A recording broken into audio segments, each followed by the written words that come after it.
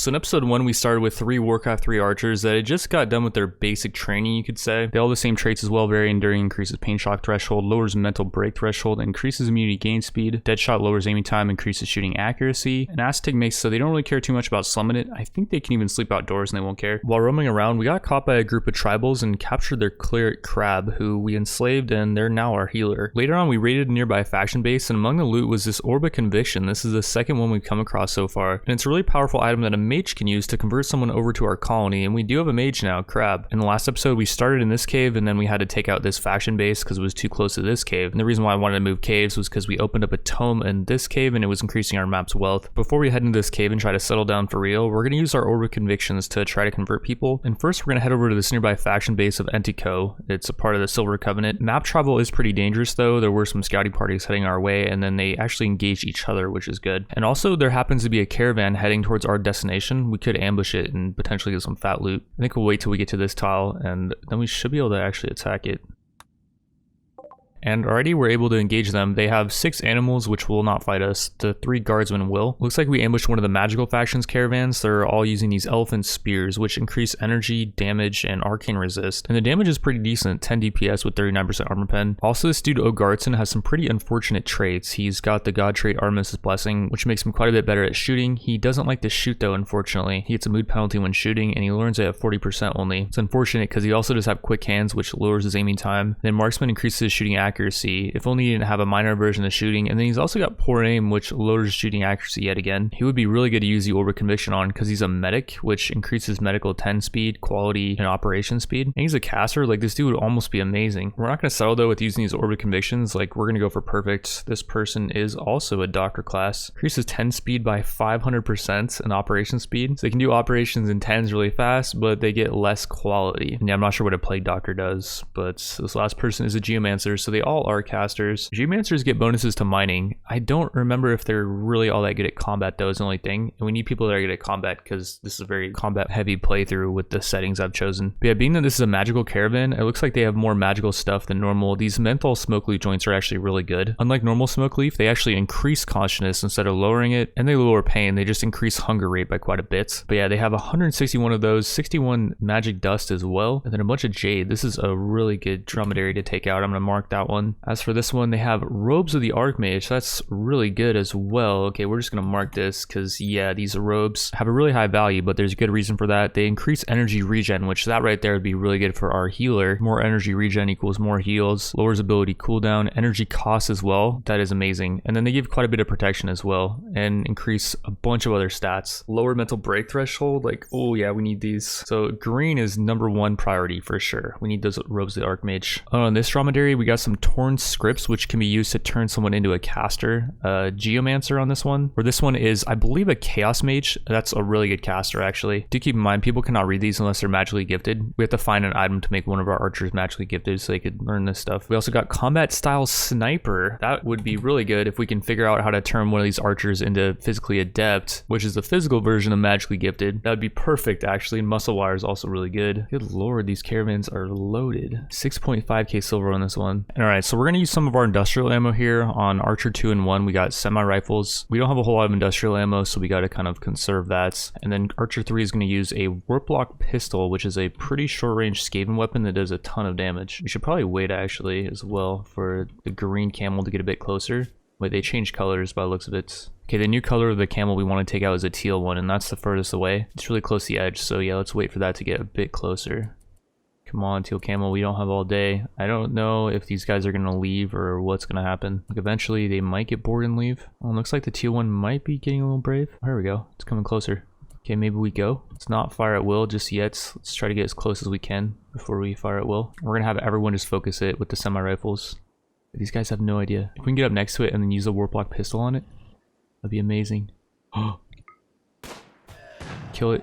Oh, we got it with the warplock. Nice kill. Okay, which camel do we want to go for next? Maybe this one. The yellow one has the jade, magic dust, and the smoke leaf joints. Archer one got hit, by the way, by the dromedary. Was it this one that slammed it? I did not see that happen. I wasn't paying attention. Oh, and this camel's running. No. Is it gonna get out? I don't think so. Let's kill this person. Oh, they have a whatchamacallit, and this yellow camel's dipping. I mean, the purple one's good. It's got the combat style sniper. We'll start chasing this way. And they're casters, so they might cast some nasty stuff on us. I'm not really sure. But they don't even know. Why are they so dumb right now? Oh, and this Talbuk Stallion's actually hitting us. Let's just aim for this camel. Is this the one? Yeah, this is the one. It's blue now. Didn't it change color again? Hit it. Nice kill. Why are these guys not fighting us? I think it's because it's so late, maybe? So dark they can't see. I don't know. I don't even think that's a mechanic. I don't know why they're not fighting. I mean, we'll take the free loot though. Do keep in mind, like, this isn't free because being on the map is very dangerous. So we're taking danger from roaming around the map. Like, if you saw in the last episode, there was a really bad fight where 4 of them had guns and we easily could have lost. One of them was a caster. Okay, I mean, this is not as difficult as I thought it was going to be, honestly. Did we get all the camels? Just kill this guy? Like, there's 2 more camels down here. I don't know if we should have shot that guy. Okay, we knocked him out, actually. But Guardson is the one with the Artemis' Blessing God trait. He has only 5 hours to live, but we could capture him, and we could get a medic. He just has a really high value is the only thing. Like, this is his value when he's injured. I mean, we might as well arrest it and slave him. We'll have Crab come over here and try to save him. Make sure he doesn't die to his injuries. Only got 5 hours. Crab can heal, though, if we need to. Let's kill this camel if we can. I don't know what's going on with this night battle, and like why these animals and like why the raiders were being so weird. And like they weren't fighting back, and the camels aren't running. It must have something to do with the fact that it's nighttime. I don't know, but this is the last one left. Warp Lock pistol. Nice 40 damage. This thing has a long warm-up. Or never mind. Yeah, its warm-up was actually pretty long, but Deadshot cuts that in half. And its cooldown's pretty long too. Compared to some pistols have a really short cooldown. But yeah, we just got a bunch of loot. Like, I think we got everything. And this guy still is none the wiser. I mean, to be fair, like, it is dark out, but it is clear, so... Just come over here and kill this Mason then, I guess, and we can be out of here. This is their Plague Doctor, though, so let's get close and then just unload on them with the Warp Lock. Just missed that shot, but they just don't know. Maybe they do know. What the heck is going on? Why are they playing so passive? I've never seen Raiders behave like this. It's very strange.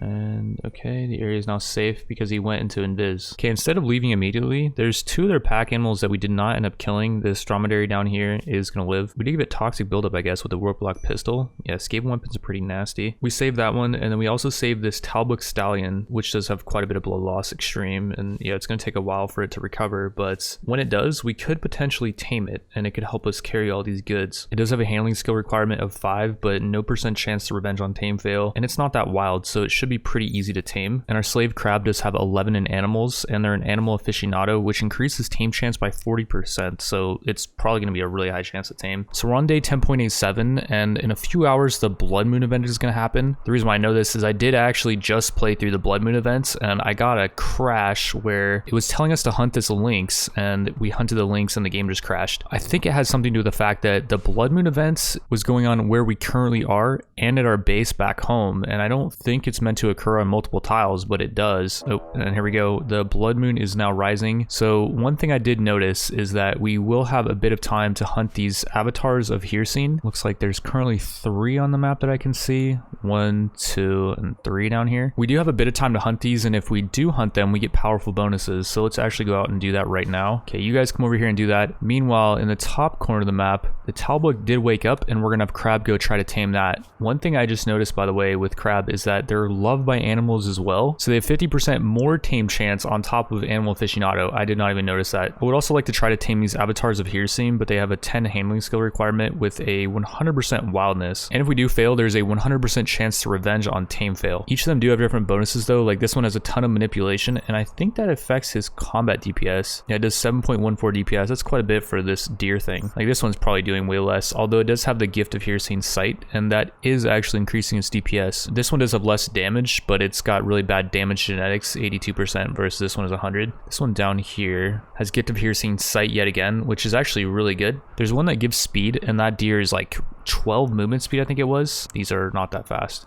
but yeah, we don't have much time to hunt these, and then the werewolves are going to be here, so we just got to hunt them really fast. You guys got to hit all your shots. And yeah, they do revenge, but We just kill it fast. Very nice. We got a Totem of Hunter sight, which can give someone, I think, 50% sight, and it might be worth to just activate that right now to increase their shooting accuracy. Even though, like I said, we don't have much time. Archer 2, did you activate it? Yeah, you did. And they have 50% more sight now. Somebody in the comments of the mod was saying that's OP, but in the next patch, they're going to increase the value of whoever uses these. And the werewolf event normally is very hard if you don't kind of cheese it like we're doing. Like, we're going to leave the map before it does get here, which is going to happen on around day 11.2, I think. So in only a few hours, the werewolves are going to be here. But until then, we do have the chance to... okay, here Scene wants us to hunt something. We're not going to hunt that stuff because it will glitch the game out. Oh, and Revenged. Don't get... I don't know if it can actually give us, like, werewolf disease. Crap, get out of there. I feel like if it hits us, we get werewolf disease, maybe. Because it is, okay, running gun on. Ooh. There we go, we killed it, nice. Okay, you continue taming the stallion, and everyone get over here. And then I think this might be the last one we have to kill. Is there any more on the map? I'm not seeing any more, which is kind of unfortunate, actually. There was like 5 of them on my first attempt at doing this before the game crashed. So, yeah, it's a bit unlucky. And there was some with the speed bonus, too, which was cool. But yeah, this one is going to be moving very slow. Our block pistol is doing tons of damage. Now it's in pain shock. We got to actually finish it off. I don't want to hunt it, actually. I'm not sure if hunting it matters. Okay, we'll just have Archer 3 come over here and hunt it. I'll save before Archer 3 does finish it off, because I don't know if the act of hunting the animal and finishing off was what bugged everything out. I don't think it was. There we go, we killed it. We got the Totem of Hunter strength, which that was the increased manipulation, right? It doesn't actually say here. I'm not sure who we should give that to. Maybe Crab, the cleric / melee person. Yeah, you got to tame that thing fast. Hopefully Crab gets the tame off and this is successful. Really. Well, RIP the Talbuk. I mean, it was injured, so it didn't matter too much. But yeah, we got out of there on day 11.04. And what's cool about the battlefield that we were on is we can leave instantly, which is going to be very clutch in avoiding these werewolves. Oh, this is awesome. The Dromedary is carrying 315 kg of stuff, which was about the amount that we were carrying before. And then O'Gardson, our new prisoner, can carry stuff too. We were about to convert him over to a slave as well. We were kind of just chilling there. We set up a base. We were enslaving him for a while, but unfortunately, we got chased out by the werewolves. But I mean, we did get some free totems, so that's nice. And yeah, let's grab everything that we can, really. All these torn scripts and everything. All these abilities that, like, we can't use. A lot of them are ultimates, though. Like this Bright Mage spell, and really anything that's costing a lot is probably an ultimate. And with that, we are the heck out of there. The werewolves are none the wiser. Now we just gotta look out for scouting parties. This one's actually scouting our base, but it's only a scouting party of 60, because our base only has a settlement point value of 35 right now, because there's no one there. A lot of scouting parties nearby, and then, like, this caravan over here. Might just head towards one of these caravans, actually. I mean, might as well. I don't really care if we run these scouting parties. Here's another one actually scouting our base, because, yeah, they think we're really weak. This caravan's going towards Raven's Keep on the Quarry, which is this medieval colony up here. So we should be able to ambush it really easy. Let's attack it. 1 merchant, 3 squires. I think that's it. So 4 people. So all that was on this caravan was these goods, and we have no use for space or ammo, so I decided just to leave it. There's another caravan nearby that we could probably attack, but there is a scouting party that's heading for us with the combat power of 189. And then we got another scouting party heading towards our trade caravan as well with a combat power of 195. I think we're just gonna end the episode here. That magical trade caravan was super fat. I'm probably just gonna use something like that as my title. And yeah, in the next episode we'll deal with these scouting parties, this trade caravan, and then we'll start hitting up, like, I think this is an android colony. Might be able to convert a really good android, or I was thinking about maybe heading over to my god faction and we could try to convert one of those guys. That'd be pretty cool to convert a god, or we could head over to, like, this, I think it's a Thrumkin colony, try to convert one of those guys. Or is there a Thrombonian colony anywhere? Thrombonians are super beastly. Or like a Revian colony. This one down here wouldn't be bad to hit up. The Fox Girl colony. I would like to convert someone from one of the more powerful faction race mods. So yeah, we'll hopefully be using our Orbs of Conviction in the next episode. With that, I want to thank you all for watching, and I will see you then.